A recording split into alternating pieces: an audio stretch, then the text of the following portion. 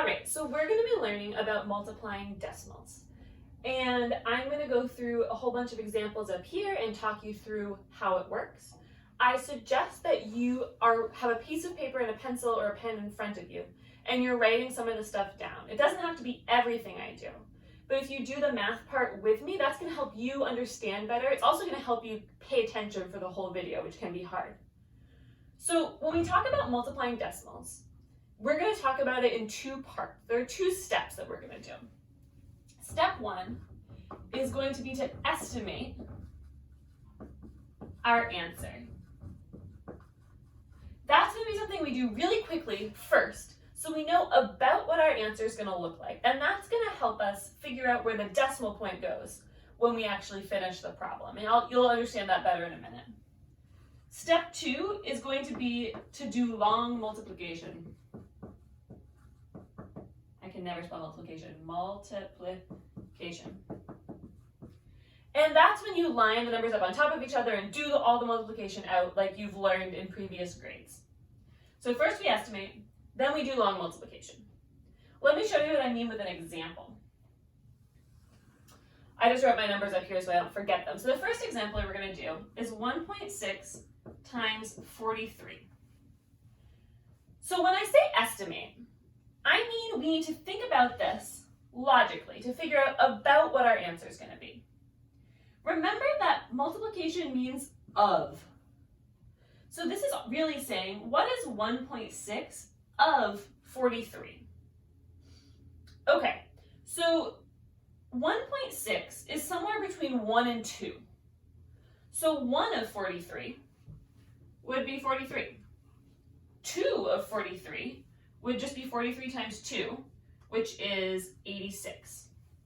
So 1.6 of 43 is going to be somewhere in the middle, and it's going to be pretty close to the middle.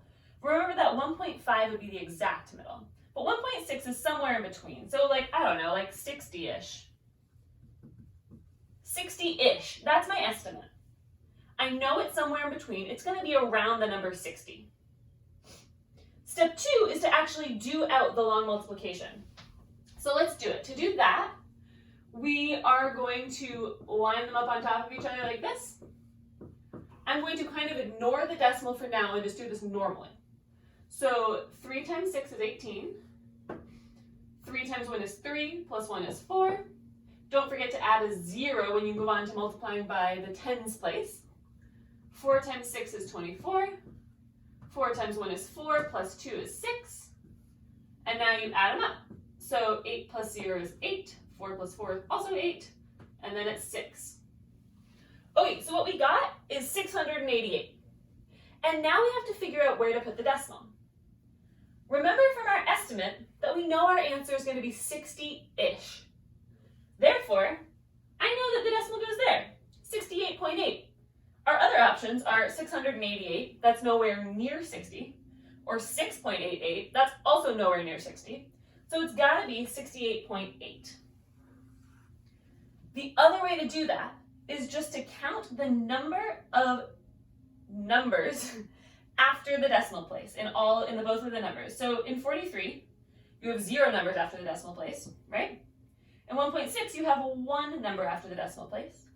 So in your answer, you just have 1 answer after the decimal place. That's the other way to do it if you don't feel like estimating, but you should always estimate so you don't make silly mistakes. Okay. I'm going to do another example.